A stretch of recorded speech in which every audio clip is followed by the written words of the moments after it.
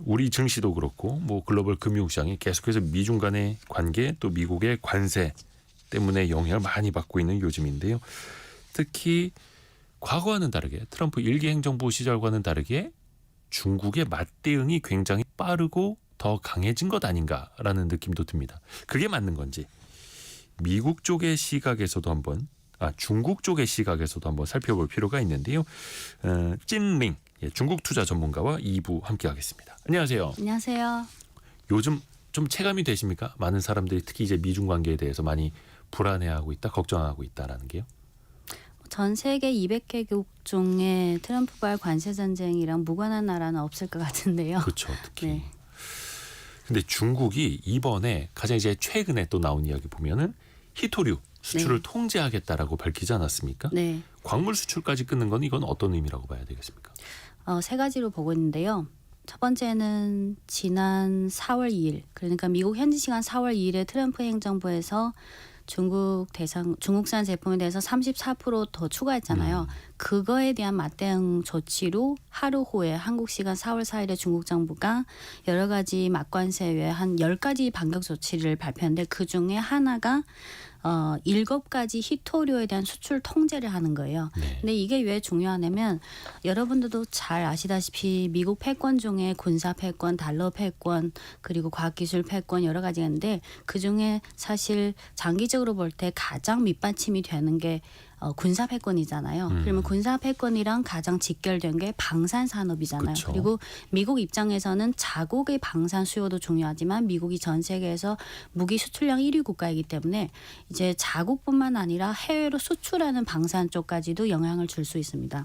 그래서 중국이 이번에 7가지 희토류에 대해 수출 통제를 했는데 네. 희토류는 경희토류가 있고 중이 있고 종이 있는데 중요한 것은 전체적으로 볼 때 전 세계 희토류 매장량의 한 60%를 중국이 갖고 있고 그거를 채굴해서 가공하고 정제하는 게 90% 이상이 중국이 갖고 있어요. 네. 하지만 그중에서 경, 중, 종으로 나눴을 때 무겁다는 그 중 희토류는 중국이 99%를 갖고 있어요. 그래서 이번에 7가지 희토류를 수출 통제했는데 그중에 반은 중 희토류에 속해요. 네. 그리고 세 번째는 중국이 4월 4일부터 이런 희토류에 대한 수출 통제를 본격적으로 시작했는데 그러면 미국 쪽 방산 업체 쪽의 반응을 봐야 되잖아요. 네. 그게 바로 이틀 전에 뉴욕타임즈에서 그 뉴욕타임즈 기사가 뭐 첨단 기술 업체라든지 방산 기술 업체를 돌아다니면서 인터뷰를 한 기사가 나왔는데 핵심은 이거예요. 첫째는 중국이 희소금속 희토류 수출 통제를 해서 지금 미국의 방산 산업은 재고가 언제든 소진될 거잖아요. 그것 네. 때문에 우려가 크고 공황을 유발하고 있다. 그리고 두 번째는 미국이 방산업체가 엄청 많잖아요. 네. 근데 어떤 업체는 6개월 재고 갖고 있고 어떤 업체는 뭐 7개월 다 각자 다르니까 네. 근데 한 무기 예를 들어서 F-35 전투기 5세대 전투기 F-35 네. 거기에 또 요 수출 통제에 들어가는 희토류가 꼭 들어가거든요.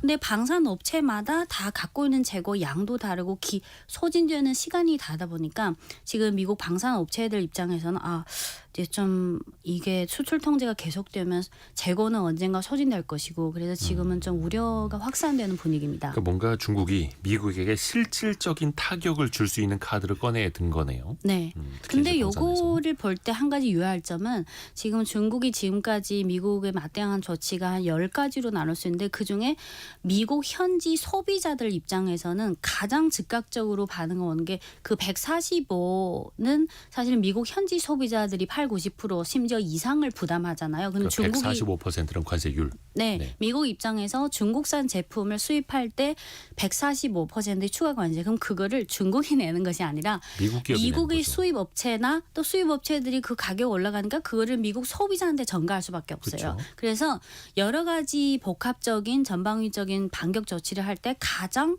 시간적으로 바로 즉각적으로 그게 효과가 나는 게 미국 소비자. 근데 방산업체는 지금 기간은 다르지만 아직은 좀 재고를 들고 있어서 시간이 흐를수록 점점 미국 현지 방산업체 쪽에서 우려하는 목소리가 크면 또 그쪽 세력에서 또 트럼프 행정부에 대해 어떻게 타협하다든지 그게 그 단계까지는 좀 몇 개월 시간이 걸릴 것 같아요. 근데 그 앞서서 중국이 내세운 카드가 10가지였다라고 네. 말씀하셨는데 되게 종합적인 카드를 준비하고 있었다라고 봐야 되는 거죠. 네. 이게 뭐 영화 수입 축소도 있고 비자 제한도 있고. 자세히 전개하진 않겠지만 1번부터 10번까지 그냥 키워드만 예. 말씀. 첫째는 맞대응 관세. 10% 10%. 그렇죠. 네. 눈에는 눈. 34. 두 번째는 트럼프가 공화당 쪽이잖아요. 그러면 미국 국민들 중에 공화당 지지층이 종사하는 업종이 뭐 농산품, 육류 또 그쪽이 많잖아요. 네. 근데 그래서 중국이 관세를 매길 때 지금은 다 100% 미국산 제품을 다 매기지만 처음에 매길 때는 미국산 농산품, 육류, 천연가스 그러니까 공화당 지지자들이 집중되는 업종 위주로 관세를 먼저 매겼고 이게 두 번째고 세 번째는 방금 말씀드린 희토류, 희소금속에 대한 수출 통제를 통해서 미국의 방산업체 군사 패권에 반격한다. 여기 세 번째.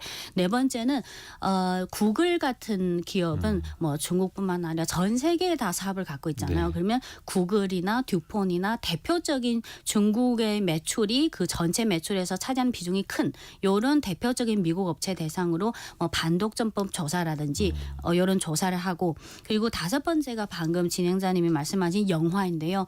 사실 지금 중국이 아무래도 14억 인구다 보니까 지금까지 헐리우드에서 대박을 난 영화 중에 사실 매출 중에 최소 20-30%는 중국에서 나거든요. 그러면 이제부터 미국산 영화를 아예 수입 금지는 아닌데 적당히 금지하기 시작한다. 그러면 이 적당히는 사실 어떻게 보면 이제 뭐 상영 제한이라기보다는 그 승인을 내주는 기간 질질 끈다라든지. 그리고 사실 중요한 거는 진행자님도 그걸 느끼지 못하셔서 한 4-5년 전부터 저는 미국 쪽 영화가 점점 재미가 없더라고요. 솔직히 그 경쟁력이.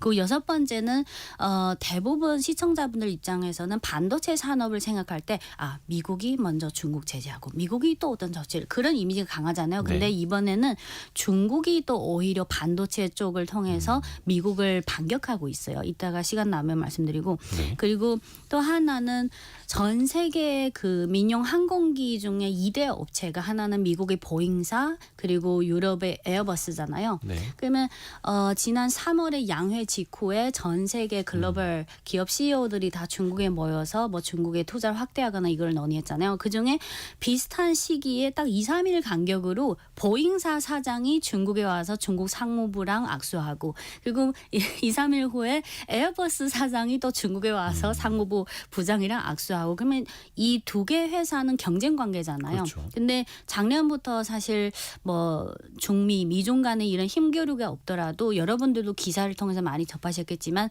지난 2-3년 동안 보잉사 비행기가 엄청 많은 사고가 났어요. 제 기억한 것만으로 12번 이상. 좀 보잉의 평판이 좀 많이 안 네, 좋아졌죠. 그래서 어제부터 공식적인 발표는 아닌데 업계에서 이제부터 보잉사의 중국으로의 그 항공기 인도는 잠정 중단, 일단은 보류. 네. 약간 이제 중국 쪽에서는 제스처가 미국의 비행기보다는 유럽의 비행기를 쓰는 게 낫겠어 이렇게 이제 간다는 네. 거죠. 그리고 이런 조치를 취할 수 있는 이유가 일단은 보잉사 비행기를 에어버스로 사실 대체할 수. 에어버스는 좋죠. 이제 수주량이 늘어나니까. 그리고 5년 전부터 중국이 C919라는 중국산 민용 항공기를 이미 시범 운행하기 시작했고 지금 중국 국내에서 한 두세 시간 거리 이내의 단거리 비행을 이미 시범으로 사용하고 있어요. 저희 중국인 후배도 중국의 그 정도 항공이라는 중국 지방에 있는 국의 항공사 다니는데 그 C919 에어버스도 있고 다 C919 국산 비행기가 이제부터 슬슬 늘릴 거예요. 그래서 중국 요게. 자체 민항기. 네, 그리고 방금 말씀드린 1번부터 9번까지는 이렇게 미국 맞춤형으로 반격 조치가 들어간 거고 또 하나는 이제 지금 미국이 트럼프 행정부가 중국 대상뿐만 아니라 지금 90일 유예 기간은 있지만 사실 90일이 지나면 또 어떻게 변수가 생길지 모르기 때문에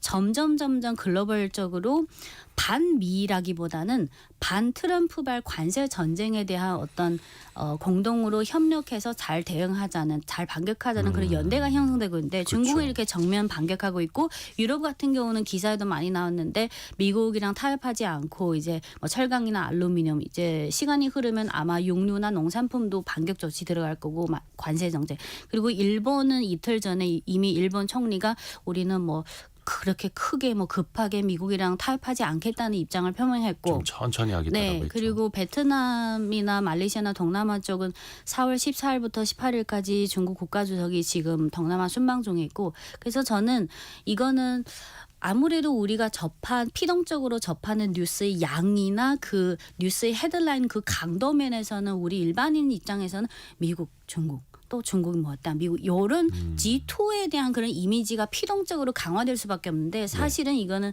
중국뿐만 아니라 지금 유럽 그리고 동남아 그리고 이제 한국도 슬슬 협상에 들어가야 되고 이거는 단순히 대중국만의 문제가 아니라고 생각해요. 그렇죠. 또 우리도 이제 미국과 또 1대1 또 협상을 또 네. 해야 하는 입장이고요. 말씀해 주신 걸 조금 더 하나하나 뜯어볼게요. 아까 그 반도체 분야도 네. 중국이 역으로 미국을 반격한다라는 말씀해 주셨거든요. 우리가 지금까지는 이제 미국이 중국으로 들어가는 뭐 첨단 장비를 제한한다라든지 아니면 뭐 GPU 첨단 칩 못 팔게 한다라든지 그렇죠. 이런 제재 위주로 우리가 알고 있었는데 네. 중국이 반도체 분야에서 미국을 공격할 게 있어요?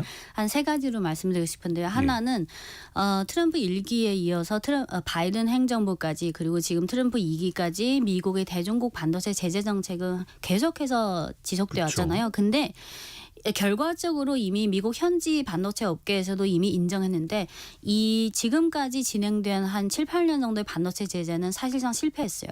아주 간단한 예를 들자면 2018년부터 화웨이 대상으로 제재했잖아요. 그리고 미국만 중국에 대해서 제재한 게 아니라 뭐 네덜란드, 일본, 한국 다 소위 동맹국을 끌어들여 가지고 강제로 같이 제재한 거나 마찬가지인데 근데 결과적으로 2018년부터 했는데 2023년 8월 29일에 어떤 일이 생겼냐면 화웨이가 그 5G 스마트폰 메이트 60 프로를 출시했잖아요. 거기에 탑재되는 게 중국 국산 반도체 칩이에요. 네. 근데 그때 어떤 재미있는 에피소드가 있었냐면 화웨이가 그 국산 7나노 반도체 칩을 탑재한 스마트폰을 출시한 날짜가 2023 8월 29일이에요. 네. 근데 그 당시 바이든 행정부 때 상무부 장관이 지나 리먼더였잖아요. 근데 그분이 8월 27일부터 30일까지 그 당시 중국을 방문했어요. 중국이랑 뭐 제재 이것저것 뭐 세금 관세 네네네네. 협상해야 되는. 그래서 지나 리먼더 전 상무부 장관이 8월 27일에 중국에 딱 들어왔잖아요. 그리고 나서 29일에 화웨이가 그거를 딱 출시했어요. 그래서 그런 에피소드 때문에 그 지나 리먼더 전 미국 상무부 장관이 중국에서 어떤 별명이 생기는데 화웨이의 글로벌 홍보 모델. 근데 그게 거의 이제 1년 반, 2년 네. 가까이 된 그리고 일이고 중요한 거는 그 후부터 한국 분들도 뭐 2, 3개월이나 3, 4개월 간격으로 중국이 반도체 이쪽 분야에서 또 어떤 기술 혁신 성과가 나왔다. 그리고 장비는 요런 진보를 가져왔다. 그래서 계속해서 나오고 있는데 그래서 오히려 트럼프 행정부랑 바이든 행정부 지금 계속되고 있지만 미국의 대중국 반도체 제재 정책은 처음에 단기적으로는 중국이 수세 피동적인 입장이었지만 시간이 흐르다 보니까 오히려 중국의 반도체 국산화 가속화라는 오히려 좋은 결과물을 낸 거예요. 그러니까 중국의 반격이라는 게 뭐 미국으로 향하는 뭐를 통제하는 게 아니라 자체적인 기술 자립도를 통해서 더 성능 좋은 혹은 이제 최신 칩을 만들어내는 게 진짜 반격이다라는 사실 의미네요. 옛날에 잠깐 짧은 시간이었지만 한국도 잠깐 일본 반도체 그 제재 받았을 때 소재나 이쪽이 조금 향상이 있었잖아요. 그러니까 일본이 그래서 우리나라 이제 소부장 수출 통제했을 때 네. 그래서 지금 반도체 제재에 대한 중국 쪽 입장은 물론 처음에는 너무 갑작스러웠으니까 참 1, 2년, 2, 3년 동안 좀 너무 피동적이었고 근데 오히려 중국 정부에서 반도체 기업들이 열심히 하는 것도 중요하지만 정부 차원에서 방대한 보조금으로 이렇게 그렇죠. 지탱해주는 예. 심지어 예를 들어서 어떤 반도체 소재 업체가 뭐 기술 개발을 하고 있는데 당장은 돈이 안 된다. 그러면 그거를 유지해주기 위해서 보조금 들어가. 근데 중요한 거는 중국이 5년마다 반도체 산업에 대한 국가 차원의 보조금을 지불하는데 그게 5년 단위로 들어간대요. 근데 1기, 2기에 비해서 작년 5월부터 2024년 5월부터 3기 반도체 국가 보조금 그 전략에 들어가는 그 금액이 1기 플러스 2기에 해당돼요. 그래서 이제는 미국 쪽에서 중국에 대해 어떤 반도체 제재를 뭐 수위를 올리든지 뭐 잠정 뭐 보류하든지 뭐 하든지 그런 상관없이 중국은 이제 반도체 국산화 가속화를 하겠다는 그 장기 전략이 확고해요. 설령 나중에 미국 쪽에서 어쩔 수 없이 이미 제재가 이미 실질적 효과가 없어서 그냥 손 놓다 해도 그건 상관없어요. 그건 계속 할 거예요. 그러면 그 결과물이 첫째는 중국의 반도체 국산화가 더 올라가는 거, 그 비율이. 네. 두 번째는 미국의 반도체 관련 대기업들이 매출에서 점점 중국을 잃어가는 거죠. 네. 그리고 사실, 이번에 중국이 4월 11일에 새로 미국에 대해 반도체 어떤 지금 반격을 했잖아요. 그러니까 미국의 그 중요한 분야 위주로 입체적으로 반격을 해야 되는 그게 뭐냐면 4월 11일에 두 개가 나왔어요. 중국 물류 구매 연합회에서 이제부터 국산 반도체와 관련해서 뭐 장비든 소재든 뭐 제조든 국산으로 사용할 수 있는 거는 동등한 수준에서 가급적 국산을 쓰다. 그거를 중국이요? 네, 그 전에도 이런 지침이 있었지만 이제는 그거를 더 강화하자. 첫 번째. 두 번째는 같은 날에 중국 반도체 산업협회에서 뭘 발표했냐면 반도체 제품 원산지 인정 규칙에 관한 긴급 통지라는 걸 발표했는데 그게 뭐냐면 예. 여러분들이 잘 아실 거예요. 한국 분들이니까 예를 들어서 미국에서 그 반도체를 설계하고 한국이나 대만에서 제조 웨이퍼 생산을 해서 중국 또는 다른 대만 또는 동남아 국가에서 패키징 테스트를 해서 요 3단계를 거쳐서 중국으로 수입하잖아요. 네. 그러면 두 가지로 나눌 수 있어요. 한국에서 웨이퍼 생산을 한국이나 대만에서 한 거를 중국으로 수입할 때는 뭐 중국에서 뭐 따로 뭐 안 해요. 그냥 수입해요. 오케이. 네. 추가 관세 그런 거 없어요. 근데 비중은 아직 작지만 일부 인텔이나 아직은 미국에서 웨이퍼를 생산하고 중국으로 수입하는 경우가 있어요. 비중으로 따지면 작지만 근데 그거에 대해서는 설령 미국에서 웨이퍼 생산하고 대만이나 중국이나 동남아에서 패키징 테스트를 하고 중국으로 수입한다 해도 웨이퍼 생산지를 원산지 기준으로 하니까 이제부터는 미국에서 웨이퍼 생산한 반도체는 다른 나라를 거쳐서 중국으로 수입해도 이제 미국 원산지로 해요. 그러면 125% 추가 관세가 들어가요. 이렇게. 그 웨이퍼라는 표현은 그 웨이퍼 아무것도 없는 원장이 아니라 이제 반도체가 설계가 되고 만들어져 있는 그 웨이퍼 단위를 네. 말씀하시는 그래서 거군요. 결과적으로는 이제부터 웨이퍼 생산 미국에서 생산하는 거는 무조건 125% 들어가고 미국을 통해서 또 다른 데서 패키징 테스트까지 한 것도 어차피 미국 원산지로 지정됐기 때문에 125. 하지만 미국 생산이 아니라 대만이나 한국 그거는 상관없어요. 네. 그러니까 칩 단위를 이제 미국을 거치지 마라 뭐 그러니까 이런 이게 식으로. 왜 중요하냐면 아직은 그 전체 규모에서 대부분은 대만이나 한국에서 제조하는 게 많기 때문에 첨단 7나노 이하는 그 외에는 중국에서 많이 하고 근데 중요한 거는 지금 트럼프 바이든 행정부도 그렇고 트럼프 행정부가 지금까지 한 게 첨단 반도체나 전기차나 이런 배터리 첨단 기술과 관련된 산업은 너네 나라에서 생산하지 말고 미국으로 들어와서 생산하라. 그러면 예를 들어서 그냥 예를 드는 거예요. 가상이에요. 그러면 대만 업체나 한국 반도체 업체들이 예를 들어 미국에서 공장을 건설하고 있잖아요. 그게 가동돼요. 네. 그러면 미국에서 웨이퍼 생산을 해요. 그게 중국으로 들어올 때 125%가 추가 관세가 매겨진다는 거예요. 그러니까 그 사이에 있는 한국과 한국과 대만의 반도체 업체들은 더 고민이 심해질 수밖에 근데 없는 거고. 그거보다는 미국 정부의 그 반도체 첨단 산업의 그 제조업을 미국 현지화 시키려는 그 장기적인 방향의 장애물을 설치하는 거예요. 그렇죠. 그래서 또 그런 업체들은 중국 내 공장을 잘 활용을 해야 되는데 하이닉스도 그렇고 삼성도 그렇고 또 이제 중국 내 공장에 첨단 장비를 반입할 때마다 미국의 또 승인을 받아야 하는 게 또 현실이고. 근데 이제 그 수많은 제재 속에서도 중국은 기술 자립을 또 높여가고 있고 그 진화 러먼도 장관도 그런 얘기했더라고요. 반도체나 첨단 기술 제재가 좀 소용이 없는 것 같다라는 것도 임기 후반에 살짝 좀 이야기를 그게 하기도 언제 했었고. 한 거냐면 작년 12월인데 예.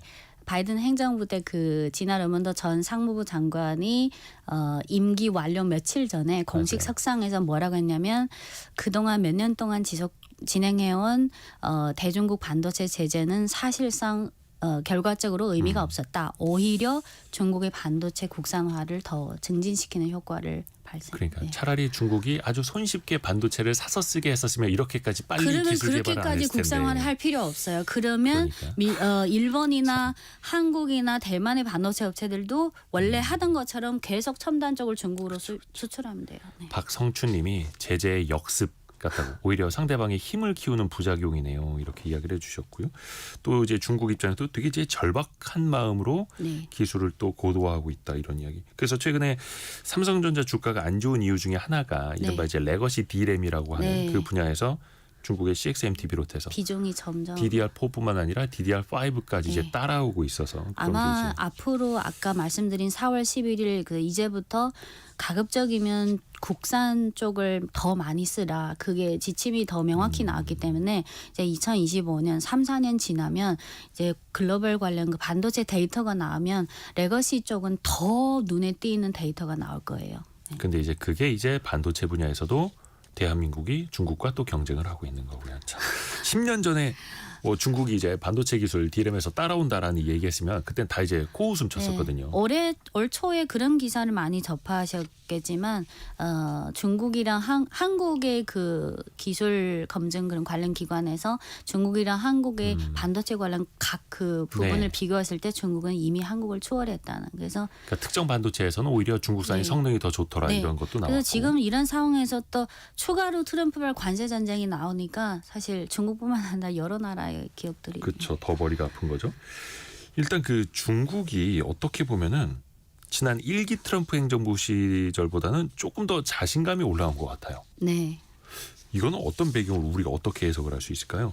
그러니까 뭔가 앞에서도 말한 게 패키지로 뭔가 우리는 반격이 다 준비돼 있었어라는 걸 또 보여주는 것 같기도 하고요. 그게 저는 이렇게 생각하는데요.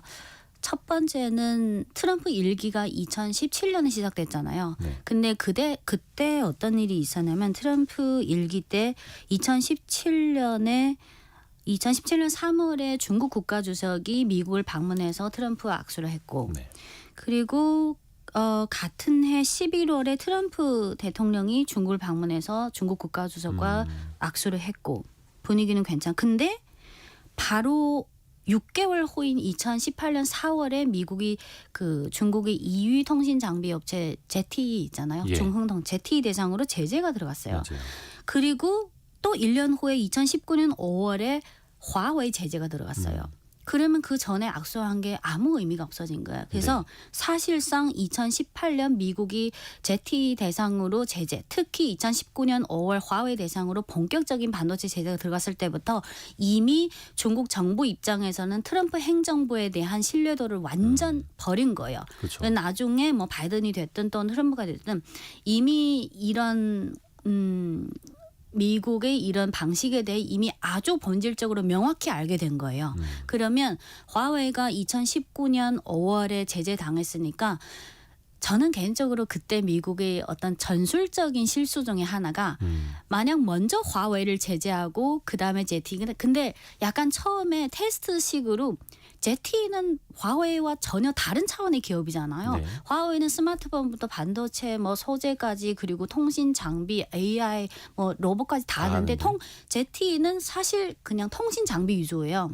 그리고 화웨이는 기본적인 실무자 외에 그 돈이 안 되더라도 7,000명 정도의 기초 연구를 하는 연구원이 있거든요. 네. 그분들은 매출이랑 KPI 그런 거 없어요. 근데 처음에 먼저 맛보기식으로 ZTE를 그 제재했는데 그거를 보고 화웨이가 예를 들어서 매월 뭐 한국이나 대만으로부터 이만큼 뭐 예를 들어서 1,000억 달러의 반도체 수입해야 되는데 ZTE가 제재당하고부터 매월 화웨이 그리고 중국의 다른 반도체 업체들 매월 필요 이상으로 주문을 많이 했어요.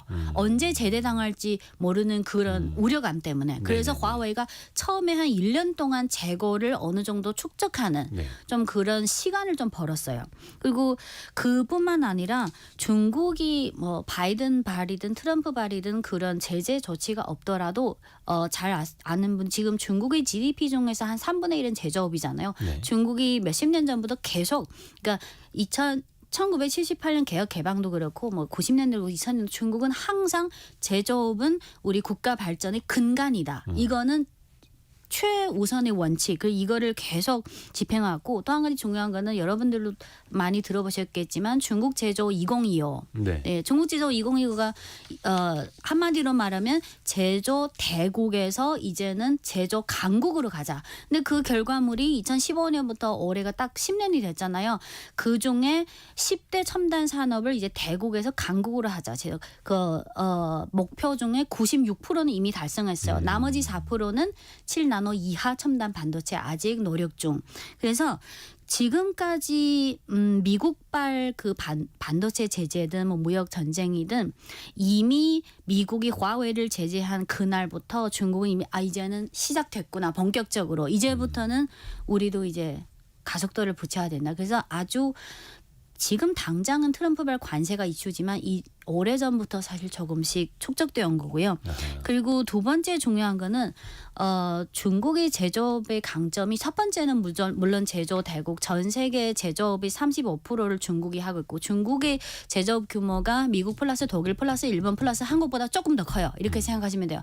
근데 제조 대국도 중요하지만 방금 말씀드린 반도체나 전기차 배터리 여러 가지 항공 우주 AI 뭐 휴머노이드 로봇 첨단 관련해서는 이제 90% 이상은 이미 됐어요. 근데 그것뿐만 아니라 예를 들어서 하나만 예를 들면 전기차나 배터리 이쪽만 예를 들면 중국이 제조 규모가 클 뿐만 아니라 세계에서 뭐 호주나 아르헨티나나 이름 될 만한 리튬 관련 광산은 거의 반 이상은 중국이 지분으로 들어가 있어요. 네. 그게 원자재 광물부터 그리고 4대 소재 그거부터 그리고 제조 그리고 그 후에 재활용까지 중국은 지난 10년 동안 어떤 신흥 산업을 육성할 때 그냥 요거 제조만 한 게 아니라 그 풀 밸류 체인을 다 지배하겠다는 그런 목표를 한 거예요.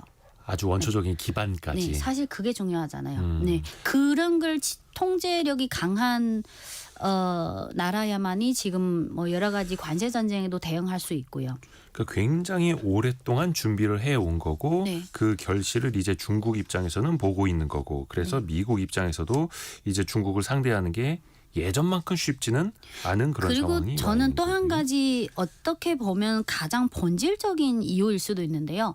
예를 들어서 중국의 반격 조치가 예전에 비해서 확실히 좀 효과를 보고 있다는 건 중국이 열심히 준비해서 축적한 것도 있지만 예를 들어서 올림픽에서 마지막 그 금메달 쟁탈전에서 만약 두 선수의 실력이 차이가 아주 뚜렷하다면 그냥 실력이 강한 사람이 이기잖아요. 하지만 네.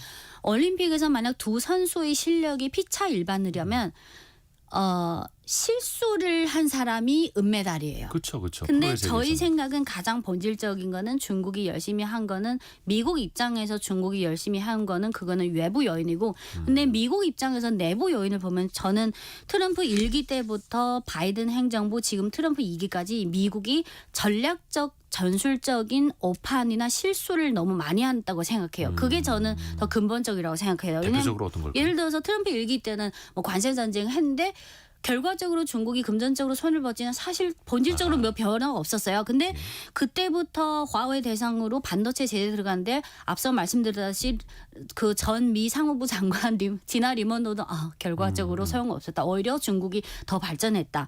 그러면 반도체 제재도 사실 결과적으로 중국을 도운 결과를 내고 그리고 예. 또 하나는 바이든 행정부 때 그 우크라이나 전쟁이 나왔잖아요. 그렇죠. 2022년 2월. 근데 우크라이나 전쟁이 중국이랑 중국은 참여국도 아니고 뭐 아닌데 결과적으로는 우크라이나 전쟁 때문에 미국이 러시아를 너무 제재를 가기 제재하면서? 때문에 러시아 입장에서는 또 중국이랑 경제 산업 가까이. 강화 그리고 중국이 더 좋은 가격으로 10년, 20년, 30년 러시아산 천연가스랑 석유를 더 경쟁력 있는 가격으로 수입하고 그러면 중국의 제조업이 원가가 줄어들니까 또 원가 면에서 경쟁력이 상. 그럼 결과적으로 또 중국에 도움이 된 거예요. 그리고 또 예를 들어서 2023년 3월에 옛날에는 뭐 500~600년 동안 사우디랑 이란이 적이었잖아요. 근데 2023년 3월에 중국이 조선하에 북경에서 사우디와 이란이 외교 관계를 복구했어요. 과거에는 미국이 했던 역할을 네. 근데 그거를 사전에 비밀리에 진행했기 때문에 그게 공개되고 나서 미국이 알게 된 거예요. 그리고 또 또 예를 들어서 뭐 지금 트럼프 2기에 들어서서 관세 전쟁. 그러면 중국이 원하는 관세 전쟁은 아니지만 무형적으로 장기적으로 이제는 뭐 제조업이든 소비 시장이든 밸류 체인이든 글로벌 공급망이든 미국을 뺀 그런 제2의 글로벌 시장의 연대가 장기적으로 이제 슬슬 조성되는 분위기가 될 수밖에 없어요. 그래서 저는 중국이 지금까지 뭐 제조업이든 첨단 산업이든 열심히 정부랑 기업에서 힘을 합쳐서 한 것도 있지만 미국 쪽에서 계속 지난 8년 동안 전략적인 오판이랑 전술적인 실수. 이번에 전술적인 실수가 가장 간단한 예는 예전에는 미국이 주로 중국 대상으로 강력하게 제재했는데 이제는 처음에 그 4월 2일 미국 현지 시간 4월 2일에 모든 나라 대상으로 했잖아요. 그러면 과거에 미국의 대중국 제재에 동참했던 이른바 동맹국들까지 지금 뭐 90일 유예 후에 그렇죠. 어떻게 되는지 모르고 그럼 이거는 전술적인 오판이자 실수죠. 그래서 저는 이 두 개를 같이 봐야 된다고 생각해요. 그래서 이제부터가 더 중요한 건데 일단은 강대강으로 갔을 때 중국은 별 타격이 없었고 근데 이번에 트럼프 2기 행정부 때는 더 강하게 나가는데 그 범위는 전 세계로 퍼졌고 그러다 보니까 중국이 이제 유럽과 더 가까이 지내고 아까 뭐 보잉과 에어버스 사례도 말씀해 주셨습니다만 다른 나라들이 이제 중국과 연대를 해서 미국에 맞서지 않겠느냐라는 분석도 나오지 않습니까? 실제로 중국 쪽에서 그 카드를 또 갖고 있을까요? 저는 카드라기보다는 결국은 중국은 중국의 국익의 필요성에 의해서 반격을 하는 거고 그러면 4월 11일에도 스페인 총리가 중국을 국빈 방문해서 중국 국가주가 손을 악수를 맞췄고. 했잖아요. 그냥 스페인만 예로 들자면 스페인 전에 또 어느 분이 왔냐면 4월 6일에 핀란드 국회의장단이 중국을 방문했어요. 그리고 4월 10일에서 11일에는 스페인 총리가 방중했고 또 4월 9일에는 영국 합참의장이 방중했는데 이게 영국 최고 군직 수장이 10년 만에 중국을 방문한 거예요. 그래서 이제는 아마 시간이 흐를수록 EU의 회원국 중에서 점점 근데 방문이라는 게 바로 가고 싶다고 해서 가는 게 아니에요. 오고 싶다고 그게 다 몇 개월간의 한 장을 또 조율하고 그래서 가는 거니까. 그중에서 스페인만 가장 최근 사례니까 스페인만 사례를 들자면 4월 10일부터 11일까지 스페인 총리가 중국을 국빈 방문했는데 또 에피소드가 하나 있었어요. 네. 4월 10일에 중국에 도착했잖아요. 중국 방문 1일 전에 4월 9일에 미국 재무장관이 뭐라고 했냐면 스페인이 중국 총리가 중국 방문하는 거 알잖아요. 그때 미국 재무장관이 스페인이 중국과의 더 긴밀한 관계 구축을 스페인이 중국과의 더 긴밀한 관계 구축을 고려하는 것은 목숨을 끊는 것과 다름없다. 아주 세게 경고한 거네요. 경고한다. 근데 거기에 대해서 스페인 총리가 뭐라고 했냐면 스페인은 중국과의 관계 발전을 수호하겠다. 대놓고. 그래서 비행기 탔어요. 그리고 그러니까 이번에 완전 강력하게 비행기 타지 마라라고 한 건데. 그리고 사실 이론적으로 아무리 미국 패권이라 해도 다른 나라 간의 외교를 간섭할 권리 자체가 없잖아요. 근데 이제 그게 과거에는 먹혔을지언정 지금의 미국은 그게 잘 안 되고 있다라는 뜻이기도 그리고 하고요. 스페인 총리가 이번에 중국 방문했을 때 결과물이 나와야 되잖아요. 결과물이 네네네. 세 가지 있었는데 하나는 중국인들이 육류 중에서 소비량이 돼지고기가 가장 많잖아요. 네. 그러면 중국이 자국산 돛육뿐만 아니라 유럽에서 많이 수출해요. 많이 수입하죠. 근데 수입을. 유럽 국가 중에 중국으로 돛육을 가장 많이 수출하는 게 스페인이에요. 네. 그래서 이번에 중국이 4월 초부터 미국이 막 그 관세전을 시작했을 때 중국이 미국산 육류 농산품 수입을 이제 관세를 매기니까 미국산 농산품이나 육류는 중국에서 이미 시장성이 없어요. 그래서 스페인을 포함해서 이제부터 유럽산 육류 농산품을 중국으로 많이 수출할 거예요. 그래서 그 1번이 스페인이 그 수주를 많이 땄고요. 그럼 그거를 보면 다른 EU 회원국들도 어떤 벤치마킹 또는 힌트를 얻을 거고 두 번째는 과일 중에 체리를 좋아하시는 여자분들이 많은데 한국에서 먹는 체리는 미국산이 있고 칠레산이 한 두 가지. 근데 중국도 지금까지는 중국산도 있고 미국산 체리산 다 있는데 이제 스페인산 체리도 엄청 유명하거든요. 네. 스페인산 체리를 이제 본격적으로 중국 중국이 수출해요. 그리고 수입해주고 있다. 또 한 가지 중요한 거는 지금 유럽에서 유럽 자체가 사실 전통 내연차는 옛날에 강했지만 전기차 쪽은 사실 경쟁력이 그쵸. 별로 없잖아요. 근데 네.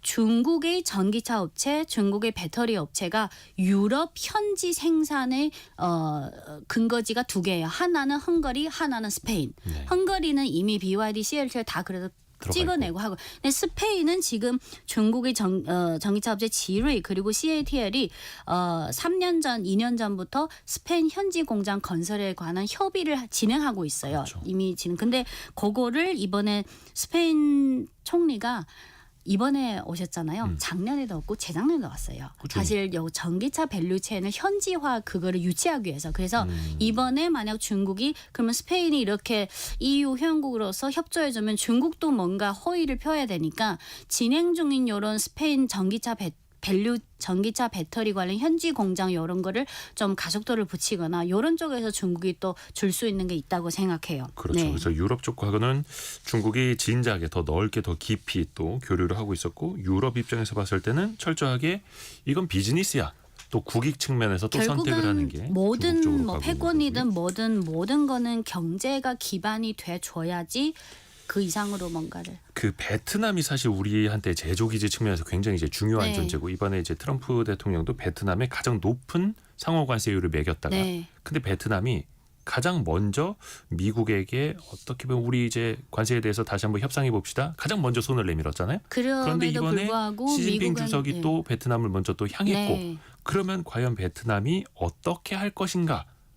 이것도 굉장히 우리 입장에서는 저는 중요하거든요. 이미 시진핑 국가주석이 4월 14일부터 15일까지 베트남을 국빈 방문했잖아요. 어제 국빈 방문 마치면서 양국 간 45개 분야의 전략적 협력 관련 계약 협의를 체결했는데 그게 다 뭐 밸류체인 제조업이랑 관련된 게 많죠. 친환경도 많고. 근데 베트남에 대해서 한 가지 알고 계셔야 한 게 베트남 사실 그 대부분 제조업이 저부가가치잖아요.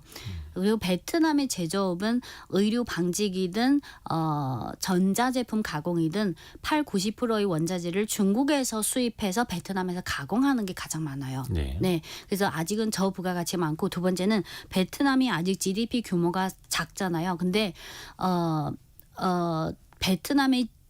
베트남의 대미 수출의 그 금액이 베트남 GDP의 3분의 1을 차지해요. 그래서 이번에 타격이 큰 거고.